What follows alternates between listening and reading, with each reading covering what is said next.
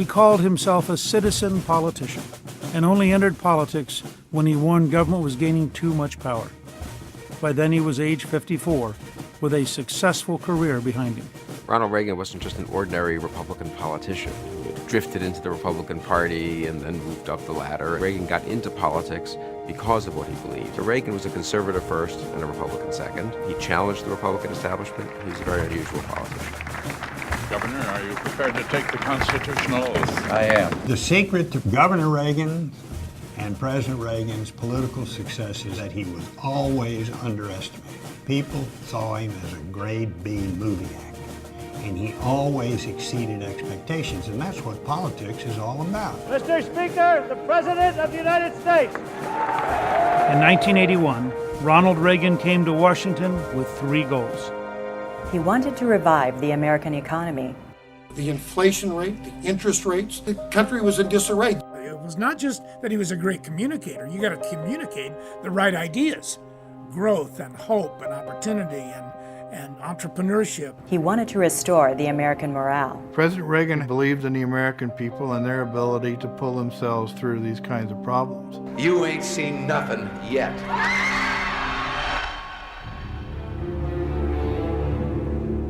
And President Reagan wanted to end the Soviet oppression of millions in Eastern Europe. We all knew how Ronald Reagan felt about the communists and about the Soviet Union. It was no surprise. The West won't contain communism. It'll transcend communism. They lie, they cheat, they will commit any crime in order to further their aims. I mean, he let them have it. Mr. Gorbachev, tear down this wall. Ronald Reagan alone believed and said that communism amounted to an evil empire and it would collapse.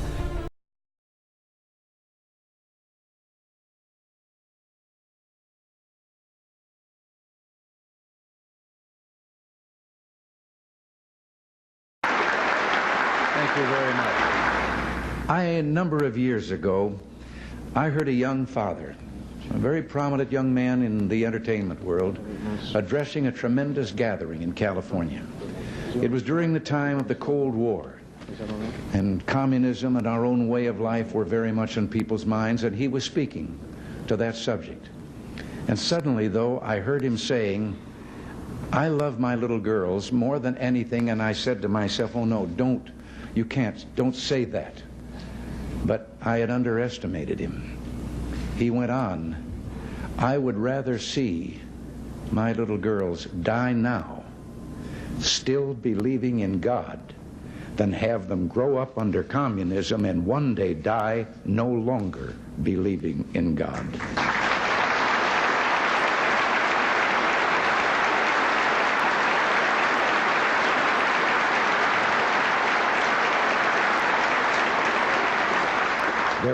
There were thousands of young people in that audience. They came to their feet with shouts of joy. They had instantly recognized the profound truth in what he had said with regard to the physical and the soul and what was truly important. Yes, let us pray for the salvation of all of those who live in that totalitarian darkness. Pray they will discover the joy of knowing God.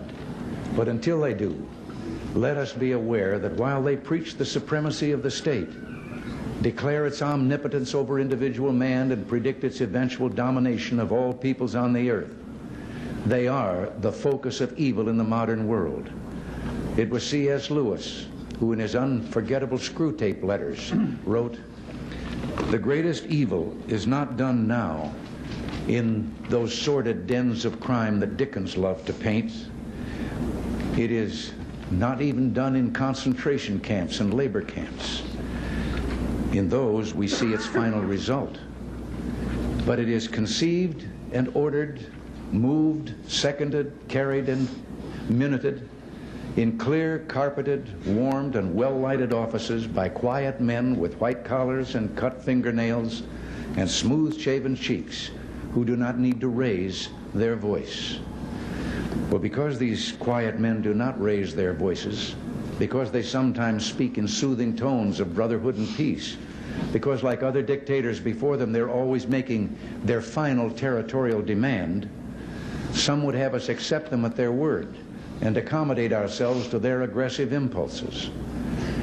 But if history teaches anything, it teaches that simple-minded appeasement or wishful thinking about our adversaries is folly. It means the betrayal of our past, the squandering of our freedom. So I urge you to speak out against those who would place the United States in a position of military and moral inferiority. You know, I've always believed that old Screwtape reserved his best efforts for those of you in the church. So in your discussions of the nuclear freeze proposals, I urge you to beware the temptation of pride, the temptation of blithely declaring yourselves above it all and label both sides equally at fault, to ignore the facts of history and the aggressive impulses of an evil empire, to simply call the arms race a giant misunderstanding, and thereby remove yourself from the struggle between right and wrong and good and evil.